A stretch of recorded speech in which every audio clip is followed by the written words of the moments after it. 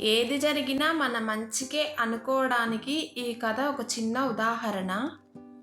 సముద్రంలో అలలు చీల్చుకుంటూ వెళ్తుంది ఓడ. అనుకోకుండా తుఫాను వస్తుంది. తుఫాను రావడంతో ఓడ సముద్రంలో మునిగిపోతుంది. ఓడలో ఉన్న ప్రయాణికులందరూ చనిపోతారు. కానీ ఒక మనిషి మాత్రం ఒక దుంగ సహాయంతో అవతలి ఒడ్డుకు చేరుకుంటాడు. అక్కడ మనుషులెవరూ కనిపించరు. అతనికి చాలా భయం వేస్తుంది. అది జనసంచారం లేని ఒక దీవి. దేవుడిని ప్రార్థిస్తాడు, ఎలాగైనా నన్ను ఇక్కడి నుంచి బయటపడేలా చూడు స్వామి అని. అలా రోజు అతను ఎవరైనా వచ్చి అతనిని కాపాడుతారని ఎదురు చూస్తూ ఉండేవాడు. కానీ ఎవ్వరూ కూడా రాలేదు. అతని ఆశలు అడియాశలైపోతాయి.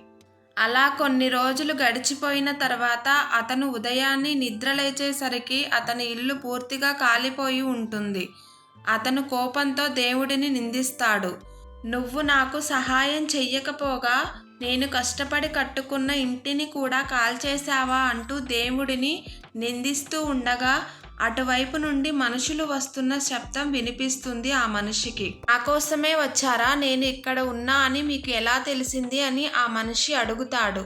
రాత్రి మేము అలా సముద్రం మీద వెళ్తూ ఉండగా ఇటువైపు నుంచి మంటలు, పొగ రావడం కనిపించాయి. ఎవరైనా మనుషులు ఉన్నారేమో, సహాయం కావాలేమో అని ఇటువైపుగా వచ్చాము అని నావికుడు చెప్తాడు. అతనికి అసలు విషయం అప్పుడు అర్థమవుతుంది. దేవుడు అతను కష్టపడి కట్టుకున్న ఇంటిని కాల్చేసింది అతనికి సహాయం చెయ్యడం కోసమే అని.